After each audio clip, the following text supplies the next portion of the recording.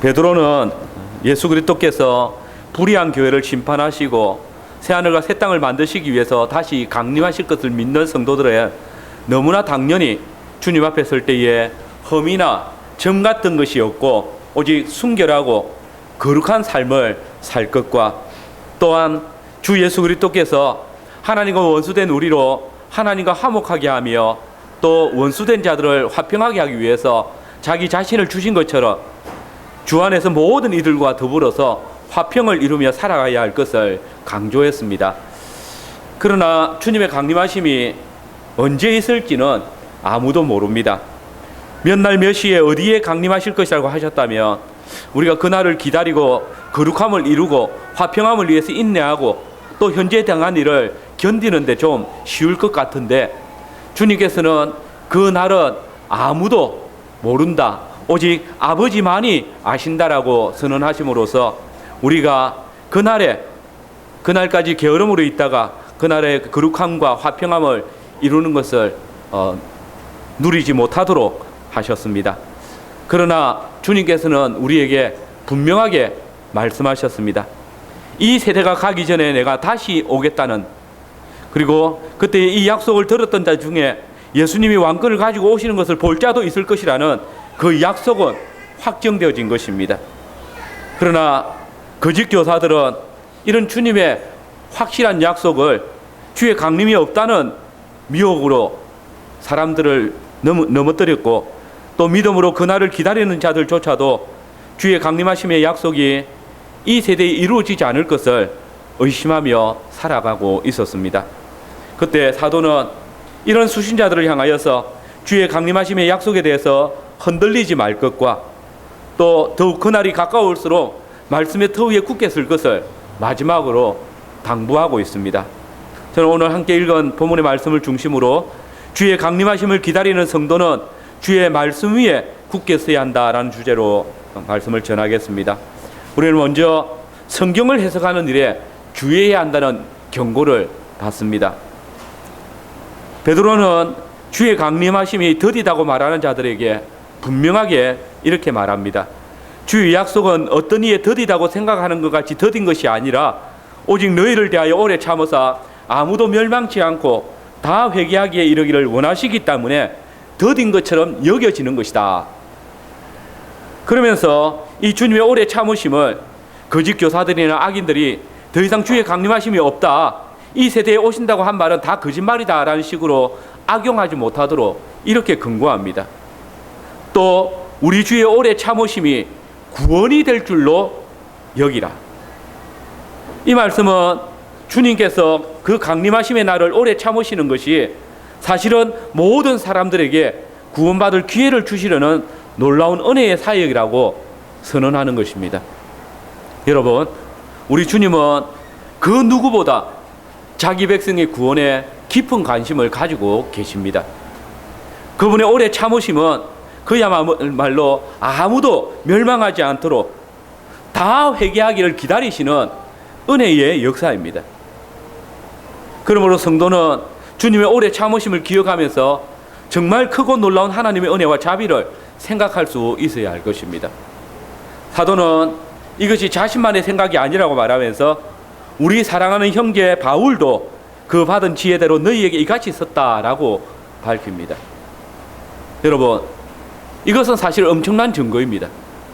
성경은 어떤 사안이 진실되다고 증거로 채택되기 위해서는 두세 사람의 증인이 요구되어지는데, 지금 베드로는 또 다른 사도의 증언을 증거로 내세우고 있는 것입니다. 누군가가 봐라, 주의 강림하심의 약속은 거짓이다, 너희가 바보처럼 얼마나 오래 기다릴 거냐 조롱할 때에 너희의 증거는 사실이 아니다. 지금 주님의 강림하심이 아직까지 나타나지 않은 것은 너희들 말처럼 더딘 것이나 강림하심이 없다는 말이 아니다. 오직 주님이 당신을 대적하고 그 약속을 조롱하는 너희들까지도 회개하여서 구원에 이르기를 오래 참으시고 계신 것이다. 봐라, 이 사실을 유대인의 사도로 세움을 받은 베드로뿐만 아니라 이방인의 사도로 세우심을 받은 바울 사도도 똑같이 증언했었다라고 증거를 내어놓고 있는 것입니다. 사실 이 내용을 생각해 보면 재밌기도 합니다. 베드로는 소위 예수님의 수제자입니다. 바울보다 훨씬 먼저 사도된 자입니다. 그런데 갈라디아서 2장을 보면 베드로가 이방인들과 식사의 자리에서 유대인을 의식해서 잠깐 자리를 피한 일로 인해서 가장 나중에 사도된 바울이 유대인들도 앉아있고 바나바라는 신참 교사도 있고 성도들도 모여있는 그 자리에서 공개적으로 당신이 유대 사람인데도 유대 사람처럼 살지 않고 이방 사람처럼 살다가 갑자기 유대인들이 나타났다고 외식하며 이방인들로 하여금 유대인처럼 되라고 강요하는 것이 맞습니까? 하면서 베드로의 위선을 신랄하게 비판했었습니다. 우리가 볼 때 얼마나 시금방지고 또 감정을 상하게 하는 행동입니까? 좀 배웠다고, 좀 안다고. 그러나 보십시오. 사도는 이 일로 인하여서 바울 사도를 미워하거나 멀리하지 않습니다. 도리어 그가 자신의 잘못된 행위, 곧 위선을 면책한 사실을 인하여서 더욱 존경심을 가지고 그를 우리 사랑하는 형제라고 그렇게 칭하고 있습니다. 더 놀라운 것은 사도는 바울이 데살로니가 보낸 편지에서 주의 강림하심에 오래 참으심에 대한 쓴 글을 두고 그 받은 지혜대로라고 말합니다. 여기 받았다는 말은 누군가 바울에게 주었다는 말이고, 우리는 이것이 대번에 바울이 받은 지혜가 하나님께서 당신의 성령을 통해서 바울에게 부어주신 신적인 지혜라는 사실을 알 수 있습니다. 베드로는 바울이 주의 복음에 대해서 다른 어느 누구보다 하나님께 받은 지혜와 지식을 받았음을 인정하고 있는 것입니다. 사도는 주님의 복음 앞에서 바울과 자신이 그 어떤 차이도 존재하지 않음을 선언하면서 또 그 모든 편지에도 이런 일에 관하여 말하였다라고 합니다. 그래서 도리어 바울의 모든 서신들이 교회가 마땅히 회람해야 할 성경과 같은 그런 권위를 가진 서신임을 인정하고 있습니다. 바울 역시 고린도 교회 보낸 편지에서 고린도 교회 성도들이 나는 게바파, 나는 아볼로파, 나는 바울파 하면서 서로 분당할 때에 그 잘못들을 지적하면서 우리는 다 하나님의 동역자들이다라고 선언합니다. 또 갈라디아서 2장에서는 하나님께서 나는 무할례자에게, 베드로는 할례자에게 복음 전하는 자로 삼았다라고 증거하고 있습니다. 여러분, 이 사실이 왜 중요합니까? 베드로나 바울은 동일하게 사도적 권위를 가진 자들이며, 그렇기 때문에 이들은 구약의 선지자들처럼 하나님께 특별한 계시를 받아 전달하는 권위가 있는 자들인 것입니다. 그러므로 이들 사도들의 글은 바로 모든 교회들에게 함께 회람해야 할 성경이었고, 그런 의미에서 바울의 선편지를 해석함에 있어서 그 중에 알기 어려운 것들이 들어있으니 무식한 자들과 구세지 못한 자들이 다른 성경과 같이 그것도 억지로 풀다가 스스로 멸망에 이르러는 그 경고가 따르게 되어지는 것입니다. 여기서 이 억지로 푼다라는 단어는 왜곡시키다 또는 변개시키다라는 뜻입니다. 여러분, 다른 책과 달리 또 다른 글들과는 달리 하나님의 성경은 그 내용을 왜곡하거나 변개시키는 일이 엄청난 죄가 됩니다. 하나님의 백성들의 믿음의 길로 나아가는 길을 방해하고 막아버리는 일이며, 또한 성령 하나님께서 성령의 영감을 받은 자들로 기록하게 하신 이 성경을 왜곡하는 것은 주님을 멸시하는 일이기 때문입니다. 그러므로 주님은 이런 스스로 멸망에 이르게 되는 큰 죄라고 경고하시는 것입니다. 실상 시대마다 사단의 꾀에 빠져서 하나님을 경외하지 아니하고 진리를 왜곡하고 복음의 능력을 가로막는 일을 두려워하지 않는 거짓 교사들이 항상 교회 안에 있었습니다. 그들은 자신들의 무지와 연약함을 생각하지 아니하고 주님의 말씀을 자기 마음대로 풀고 마음대로 적용하고 마음대로 왜곡하면서 자신들의 허망한 가르침으로 사람들을 미혹하거나 넘어지게 했습니다. 그러나 여러분, 사도는 이 죄의 형벌을 분명하게 밝힙니다. 스스로 멸망에 이르렀느니라. 교회는 성경을 정말 바르게 읽고 해석하고 또 가르쳐야 합니다.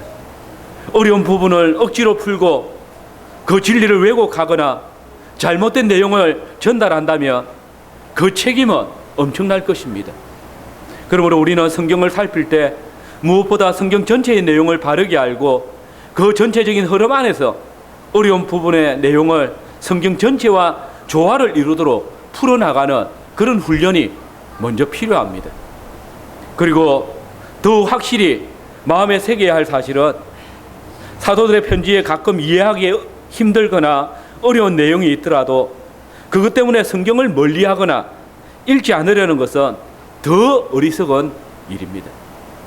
도리어 조용히 묵상하고 성령께서 그 눈을 열어주시기까지 그것이 설교자를 통해서 또는 교사를 통해서 또 다른 성경을 묵상하던 과정에서든지 깨닫게 될 때까지 순종하는 마음으로 읽을 수 있어야 할 것입니다.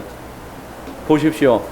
주님은 에디오피아 내시가 주의 말씀의 뜻을 깨닫지 못할 때 성령으로 빌립을 에디오피아 내시에게 이끄셔서 그를 진리 가운데로 인도하셨던 사실을 보지 않습니까? 또 아볼로가 구약에 능통하였지만은 복음을 바르게 알지 못할 때 성령에 충만한 브르스길라와 아굴라라는 성도들을 통해서 복음을 바르게 깨닫도록 이끄셨지 않습니까? 우리가 하나님의 말씀을 사모하고 그 말씀을 깨닫기를 원할 때 하나님께서는 성령에 충만한 자들을 통하여서 또 성령의 새롭게 하시는 역사를 통해서 우리가 하나님의 말씀을 바르게 깨달을 수 있도록 역사하신다는 것입니다.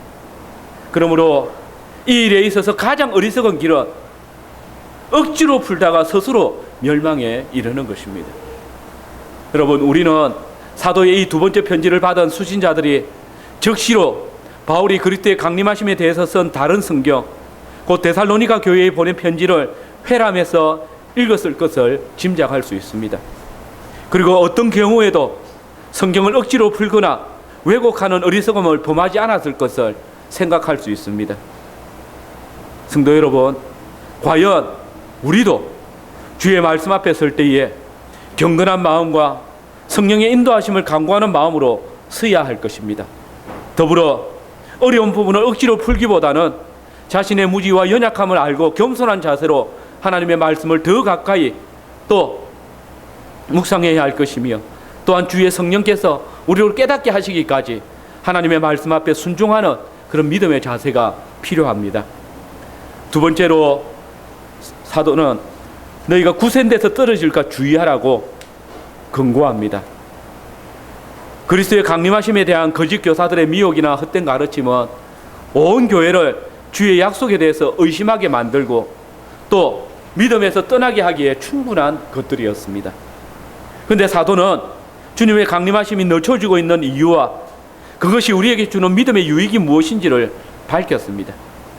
곧 주의 강림하심이 더딘 것처럼 여겨지는 것은 오히려 주께서 모든 사람이 회개하여서 구원에 이르기를 원하셔서 오래 참으시고 계신 결과이고, 또 이를 인하여서 성도는 더욱 감사함으로 인내로서 그 날을 기다릴 수 있어야 한다라고 권고합니다. 여러분, 여기서 우리가 이 시간도 기억해야 할 일은 주님이 우리가 회개하기를 기다리고 계신다는 사실입니다. 그리고 사도는 주의 약속에 대한 이런 오해가 생겨난 근본적인 이유를 살펴서 성경의 어려운 부분들을 억지로 풀다가 스스로 멸망에 이를 수 있음을 경고하면서 주의 말씀을 대할 때 경솔함으로나 자기 지혜를 쫓아 억지로 풀려는 교만함을 버리고 겸손하고 경건한 마음으로 더욱 성령의 인도하심을 구하면서 그 말씀 앞에 설 것을 권고합니다. 그리고 이제 사도는 신실한 주의 백성들에게 두 가지 주의를 주면서 본서를 마무리합니다. 그 먼저는 그러므로 사랑하는 자들아, 너희가 이것을 미리 알아선즉 무법한 자들의 미혹에 이끌려 너희 구센돼서 떨어질까 삼가라 라고 합니다. 무법한 자들의 미혹에 이끌려 너희 구센돼서 떨어질까 삼가라. 곧 편지의 수신자들이 성경의 어려운 부분을 억지로 풀다가 그 미혹하는 자들과 함께 같이 멸망의 길을 갈 수 있다는 사실을 경고하는 것입니다. 여러분, 이런 강한 경고가 있음에도 불구하고 진리를 벗어나 미혹된 길을 쫓는 자들이 생겨나는 이유는 무엇이겠습니까? 사도는 구세인데서 떨어질까 삼가라고 합니다. 이 구세다라는 단어는 견고하다, 단단하다는 말입니다. 흔들린다, 요동한다는 말의 반대말입니다. 이 단어가 성경에서 사용되어질 때에 항상 신앙과 관련해서 사용되어집니다. 곧 항상 바른 신앙의 도리 위에 굳게 서는 것을 의미할 때에 구세다라는 단어를 사용하는 것입니다. 여러분, 사람들이 왜 미혹을 당하고 약속을 의심하게 됩니까? 진리의 말씀에 바르게 서 있지 못하기 때문입니다. 하나님의 말씀을 붙들고 있는데 흔들리고 요동하기 때문입니다. 그 약속을 굳게 믿지 못하기 때문입니다. 우리의 믿는 도리를 바르게 알지 못하기 때문입니다. 사도는 수신자들이 이 기본적인 신앙의 도리를 이미 알고 있다고, 그래서 너희가 그 굳은 데서 떨어질까 주의하라고 말하고 있는 것입니다. 사실 목회를 하면서 느끼는 것은 많은 성도들 중에 우리의 신앙 고백을 바르게 이해하고 구원의 도리를 바르게 쫓아서 신앙생활하는 성도들이 너무나 적다는 사실입니다. 이는 신앙생활을 오래 해서 이제 마땅히 다른 사람들을 가르쳐야 할 위치에 있는 중직자들도 별반 다르지 않습니다. 그야말로 히브리서 기자가 때가 오래므로 너희가 마땅히 선생이 되어야 할 터인데 너희가 다시 하나님의 말씀의 초보가 무엇인지 누구에게 가르침을 받아야 할 것이니 젖이나 먹고 단단한 식물을 못 먹을 자가 되었다라는 그 탄식이 절로 나오게 하는 모습들입니다. 물론 이것은 1차적으로 가르치는 자에게 문제가 있을 것입니다. 교회가 하나님의 나라의 학교라면 교회의 교사인 말씀 사역자는 성도들이 마땅히 알아야 할 구원의 도리들을, 복음의 진리들을 가르치고 알게 해줘야 합니다. 히브리서 수신자들처럼 신앙이 오래므로 가르쳐야 할 위치에 있는 자들이 다시 도의 초보를 들어야 할 지경에 놓여 있다면 이것보다 더 큰 낭비가 무엇이겠습니까?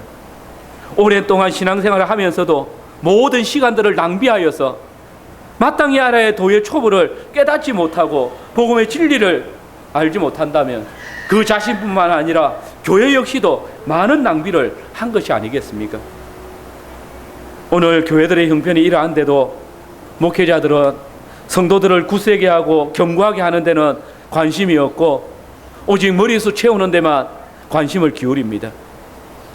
이러다 보니까 주변에 이단들이 창궐하고 성도들이 미혹을 당하고 복음을 떠나고 조금만 시험이 닥쳐와도 요동하는 배처럼 흔들리게 되는 것이 아닙니까? 정말 교회가 우리의 믿음의 도리를 굳게 잡지 않는다면 또 불균간한 교훈과 거짓 교사들의 허탄한 이야기를 진리의 말씀과 구분해낼 수 있는 지혜를 갖추지 못한다면 참된 복음보다도 자기 길을 가려주는 무법한 자들의 미혹에 이끌려가게 될 것입니다. 언제라도 주의 교회를 삼키려고 우는 사자처럼 삼킬 자를 찾아다니는 사단에게 잡아먹힐 수 있다는 사실을 우리는 주의해야 하는 것입니다.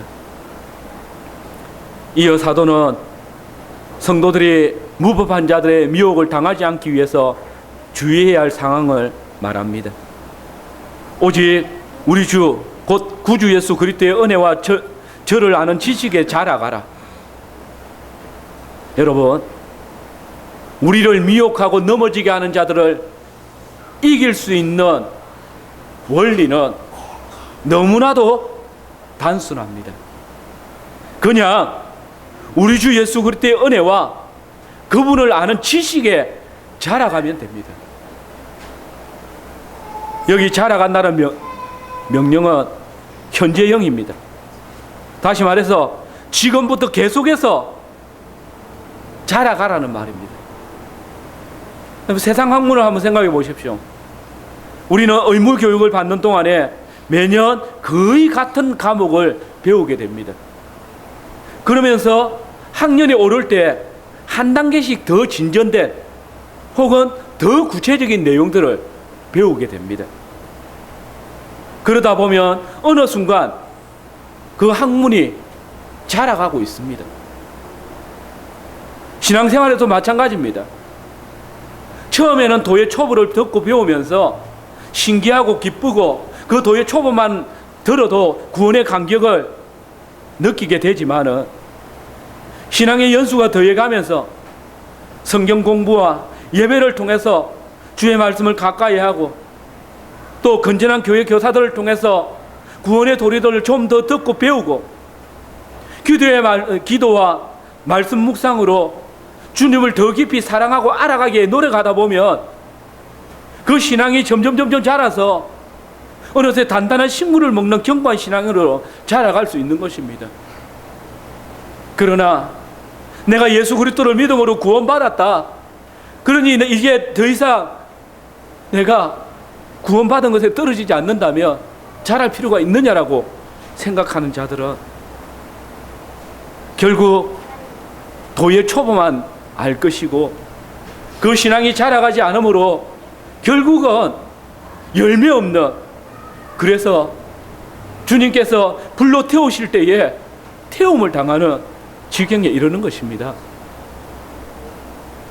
하나님의 말씀을 듣고 배우고 또 가르칠 수 있는 자리까지 우리가 자라가기를 원한다면 진실로 날마다 주 예수 그리스도의 은혜와 그분을 아는 지식에서 자라가기를 힘써야 합니다.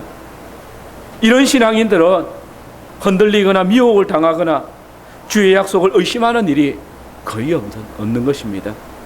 여러분, 사도는 종말의 때에 그리스도의 강림하심의 약속을 의심하고 거짓 교사들의 말에 미혹당한 자들을 향하여서 오직 하나님의 약속을 굳게 잡고 흔들리지 말고 주의 은혜와 그분을 아는 지식에까지 자라가라고 명하고 있습니다. 그리고 주의 성령께서는 이 말씀을 성경에 기록하게 하셔서 오늘 주의 영광스러운 강림을 기다리는 우리에게도 종말의 때를 잘 준비할 것을 권고하고 있습니다. 우리가 사도의 겉면처럼 우리가 이미 받은 바, 우리를 굳게 세우신 바 주의 말씀과 신앙의 도리를 굳게 붙잡고 신앙을 지켜간다면 그 복음의 능력을 주 예수 그리스도의 은혜와 그분을 아는 지식 안에서 강건하게 하고 또 자라가게 한다면 우리는 성숙한 성도로 자라갈 수 있게 되는 것입니다. 사도는 마지막으로 영광이 이제와 영원한 날까지 저에게 있을지어다라는 송령으로 서신을 마무리합니다. 여기서 영광은 앞에 주 예수 그리스도의 은혜와 그를 아는 지식을 가진 주의 백성들이 마땅히 우리를 구속하신 주님께 돌려야 할 송령을 일컫습니다. 특별히 사도가 이제와 영원한 날까지라고 덧붙인 것을 통하여서 우리는 우리에게 생명 있는 매 순간 우리의 구주 되신 주 예수 그리스도를 찬송하고 또 그분의 영광과 존귀를 높이는 삶을 살아야 한다는 것을 깨달을 수 있습니다. 그리고 우리가 주의 언약을 굳게 붙들고 그의 강림하심을 인내로서 기다리며 살아갈 때에 우리의 이 믿음이 우리를 그리스도의 영원한 나라에 인도하시고 또 그 길로서 당신의 영원한 나라의 영광을 우리로 누리게 하실 것입니다. 모든 성도가 주께서 영광 가운데 강림하시는 그 시간까지 그리스도의 베푸시는 은혜를 받고 그에게 찬송과 감사를 돌리며 살아간다면 그리스도의 은혜와 저를 아는 지식 안에서 더욱 강건하고 성숙한 성도로 자라가게 될 것이고 그때 우리의 마음과 입술이 사도처럼 영광이 이제와 영원한 날까지 저에게 있을지어다라는 송령을 주께 돌리게 될 것입니다. 아멘.